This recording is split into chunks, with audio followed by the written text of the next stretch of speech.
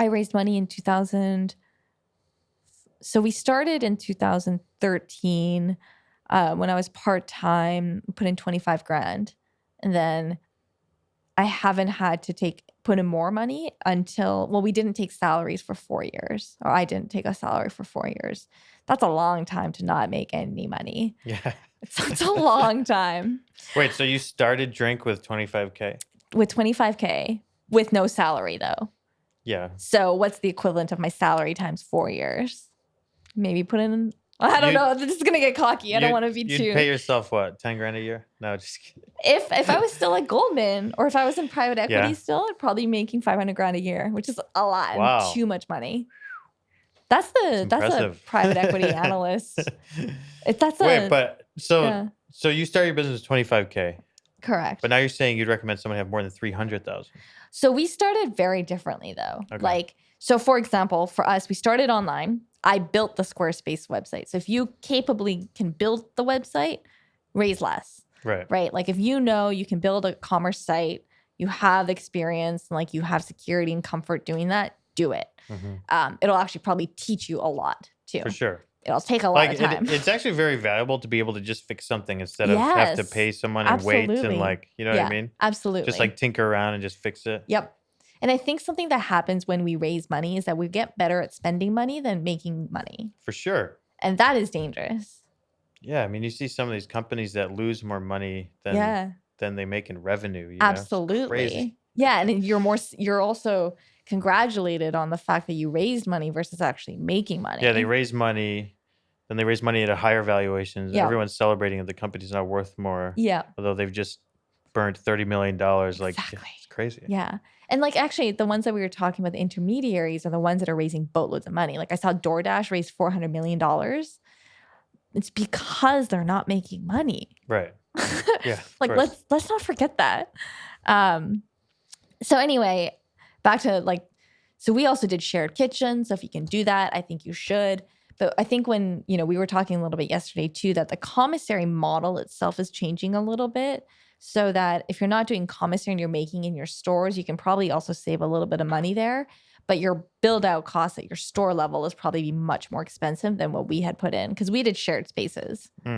So we didn't have to actually invest in like a brick and mortar like a traditional juice bar would, because we had no intention of being a smoothie operator or avocado toast bar.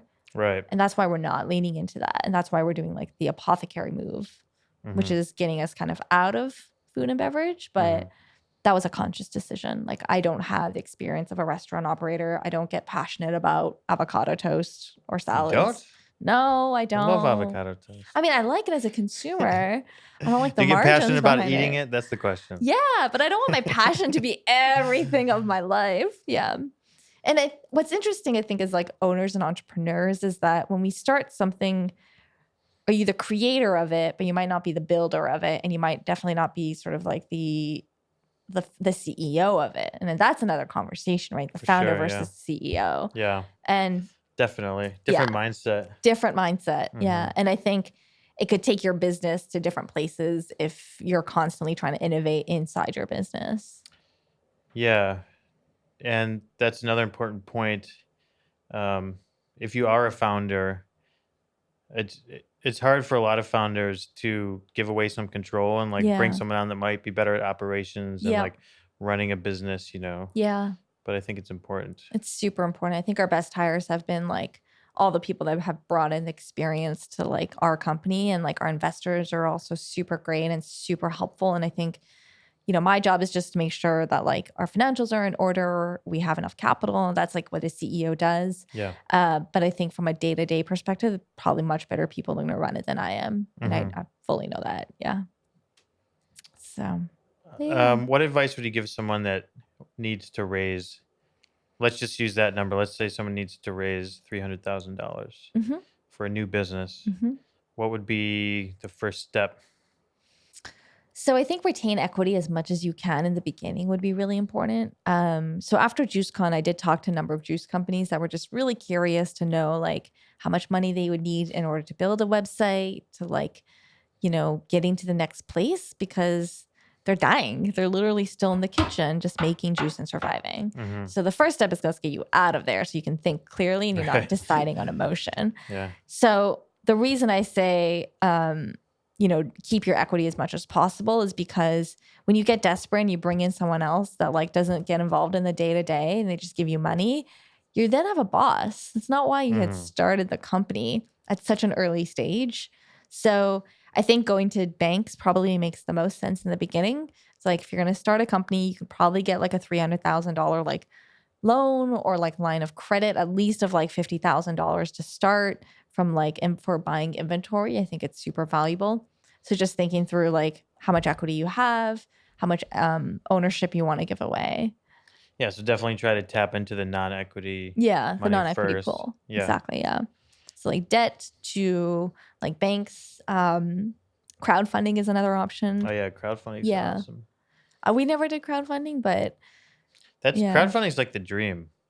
You get all this money and you don't have to give them anything, right? right. Well, except product, I guess. Yeah. Yeah.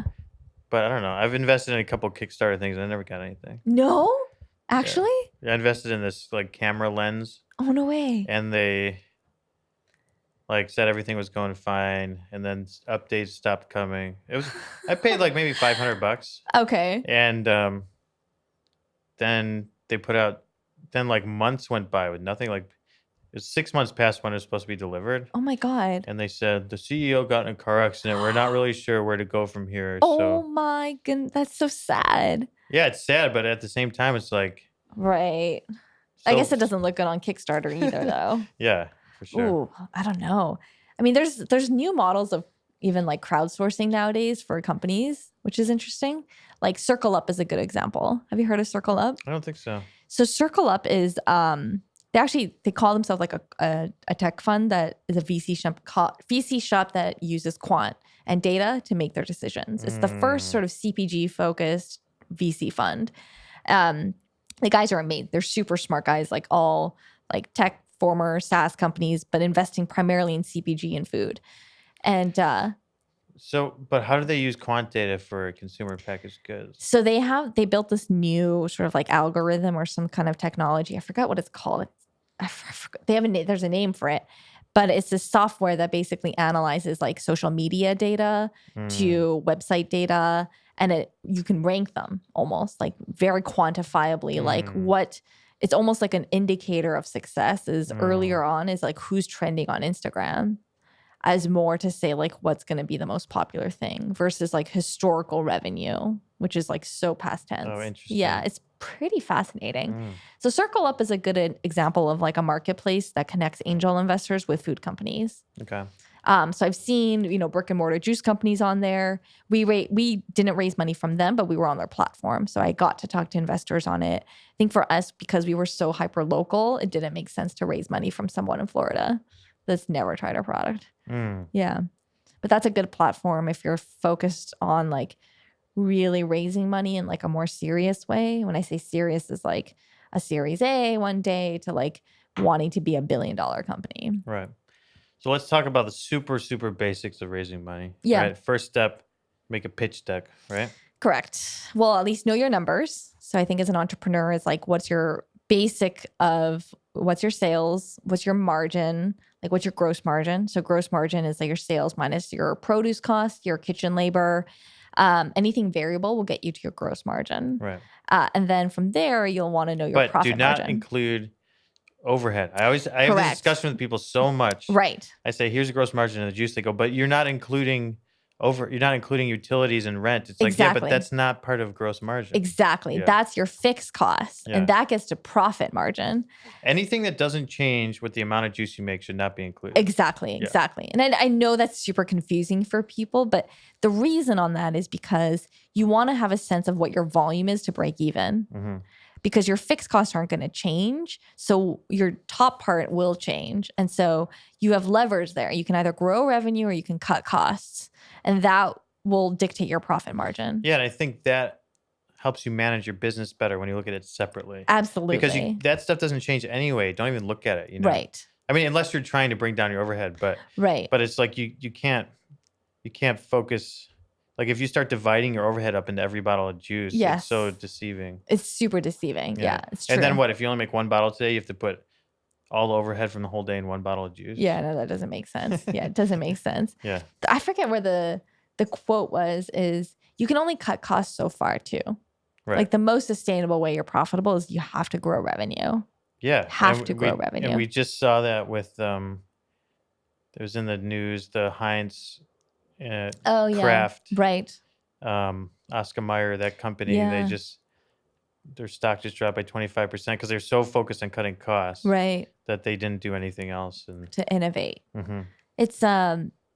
It's very true, and I think what's also good to have as like an entrepreneur is like a community. So I think like the Good Nature community is really great to say like, where should I be actually spending my money?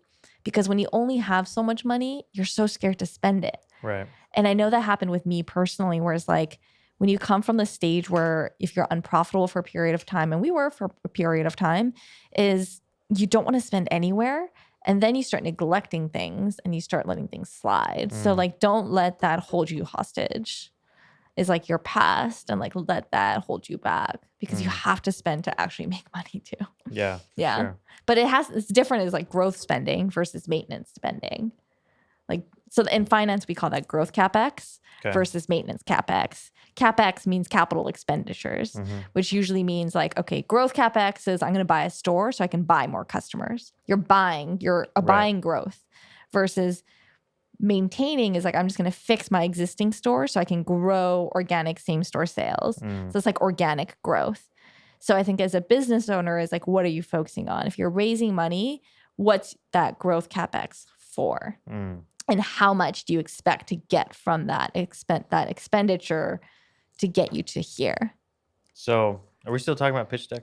I think so. Okay. Yeah. I was talking about like fundraising, but yeah, no. So, but should you be putting this in the deck? You're like, here's the amount of money I need, and here's what it's going to be used for. Yes. And here's how it's going to help my business grow. I don't see that enough in decks. Yeah. Maybe because I come from finance, where I think it should be more like formulaic. What I see in pitch decks nowadays is like, here's the industry. This is the addressable market, that $1 billion market that I'm going to capture, and definitely 10% of it. Yeah. Like, this is the dream, and you're selling the dream. But at the same time, you also want to be really real with people of like, this is not a Ponzi scheme. Give me $50K so I can buy this machine. Yeah. And this machine is going to get me this. I think investors appreciate that. Definitely. Yeah. Something that's boggled my mind. If I've looked at a lot of pitch decks, and when you have to figure out what the money's for, it's a lot different than they just lay it all out for you. Yes. And it's like, okay, this makes sense. I'm going to give you some money. You're going to use it for this, and then the business might grow. Right. All right. Sounds good. Right. Exactly. Yeah. I mean, you've seen our deck, and I think we had like a sources and uses page. What's funny is like, and something that I've learned and boggles my mind, and I think it's helpful for entrepreneurs to know this. You'll get more no's than yeses, but selling the dream has always been more successful necessarily than selling what's reality. So you want to make people feel like they're a part of your dream. You want to make people feel special, and like you're in this like next trend of like, you're the next Google for juice or something. Which is not going to happen. But like, yeah, you want to sell the dream. And I think you as the entrepreneur just needs to know, like, don't lose sight of the dream, sell the dream, like get people passionate about your idea and why, bring them product, give them product, like get them to love everything that you're doing. Yeah. That does not, I think selling the dream, selling your passion will be number one, the most important thing. Okay. So then beyond that, so say you have a good pitch deck, and you're raising some money. I guess there's a couple different things. There's raising money just like, I just need money now, right? Right. For this. Right. And I'll give you some of the business. Yep. But then there's also raising when you're planning on raising again later. Yep. Where it's a little bit different. Like you can be raising on like a convertible note. Right. Which is what? A lot of people do. I mean, can you explain what a convertible note is? Yeah. So I think when you're growing, it's hard to put a valuation on your business because you're growing so quickly. if you valued your company then and there, I don't know if it does justice for the entrepreneur versus like in 6 months already you've 50% increased your revenue and your valuation then changes. So what convertible notes do is it pegs you to a certain cap. So usually when you do talk about convertible notes, you can raise money on a valuation cap, which means literally like a top of, this is the maximum amount that your valuation will be, but this is like what you're securing yourself into. So for example, like let's say you have $500,000 in revenue a year and you're growing that like 50% every year and you're trying to raise $500,000. You can say, okay, well, I see in the market that most companies are valued like 2.5 times revenue. And the reason we're doing it on revenue is because we're not quite profitable yet and because we're spending more than we're making money. Only right now because we're growing literally 50% year over year. So we're doing it on a multiple of revenue. And so 2.5 times on, let's say, revenue of 500,000. So you're like maybe $1.25 million in valuation cap. But because that's still kind of early, investors are like, I don't know. Yeah. Like there's going to be times where you're going to like slow or you're not going to grow as quick. So you're locking in 1.25 for X period of time. So convertible notes allow you to stay in a debt structure versus equity. So they don't have any equity in your company. They essentially gave you a loan that has a Which maturity is the note date. part of the convertible Which is the note. note. Yeah. Exactly. And so the convertible note, the convertible part is that it converts into equity in X period of time. And the note part is because it's still debt. So at that point in the business, you don't have a board necessarily, like no one's on your board. They don't have any equity per se directly in percentage ownership, but they will eventually when you have an incident. An incident could be like either an activity of like you raised X number of money, again, like a Series A financing, or you get sold, or you unfortunately maybe have not raised money, or you go out of business. Then at that point there's sort of a milestone and that converts into the equity. Right. But that cap allows you to sort of peg it. Yeah. And I like convertible notes because you're kind of like saying, look, I don't know how to value the business right now. You don't know how to value the business right now. So let's just agree to value it later. Yes. But just give me some money now. Right. Exactly. Yeah. But you know that you have at least this amount. Right. Yeah. Which is always really helpful. So and they usually get a little bit of a bonus too. Like they do. The discount. Yep. When it does convert to equity, they get a little bit, like maybe 20% bonus or something. Yeah. And the interest. Most times interest, it's like accrued interest too. Right. So the longer that it's outstanding, the more you get equity and ownership and back versus like cash. But so it's definitely an easier way. I've seen, so we did a safe note in our very beginning too. What safe notes is used more in tech companies, but safe is like a secure agreement for future equity. It's even quicker than a convertible note. Mainly because you just agree to a valuation cap. There's no interest. It's indefinite in terms of a maturity too. So it's a lot faster. So that's more friends and family though, for sure. Yeah. And then convertible notes, you could probably think about more beyond just friends and family. And then if you decide to want to raise like a Series A round with like venture capital or something, then that would be like a priced equity round. Yeah. So it goes, right, friends and family, convertible note, Series A, Series B, Series C, D, E, F, G, yeah, right. And then maybe public. Or like D1, D2, D3. Exactly, Yeah. exactly. And then there's bridge notes, which I think most people don't talk about enough. Yeah. Bridge notes are when you really need money and but it could be for an opportunistic opportunity too. Like something comes up that you didn't expect when you raised money 6 months ago, but you really want to do it. And so you can raise money quickly on that. Yeah. The way I like to think of that is kind of bridging the gap between two different funding rounds. It's like there's Series A. Yep. And then you're like, look, we weren't expecting to need more money right now, but we kind of do, so we're raising a bridge round. Yep. And then you do the Series B later. Right. Yeah. I don't know if what you think, because I think you do some angel investing, right? Does a bridge note come across as bad? Yeah, for sure. Yeah. Usually. But it doesn't have to unless be, they have a though. good explanation, though. But I mean, it's almost always that they just run out of cash before they thought they were going to. Right. So what are your thoughts on that then? Would you invest in the bridge note? Again, it's like a red flag. Yeah. But it's always like, well, why weren't you planning on raising money now before, right? Like what happened that you need money now when you didn't think you were going to? And if that reason is valid enough. Yeah. Yeah. I mean, I will say it's tricky as an entrepreneur to know how much you need to raise. And that's always a common question is how much should I raise? Mm-hmm. Always raise more than you need is like Right. probably a good rule of thumb. Because you always want to spend more on things. But at the core of it, like, again, don't be good at making money. Don't be good at spending money. Mm. Yeah, that's hard balance.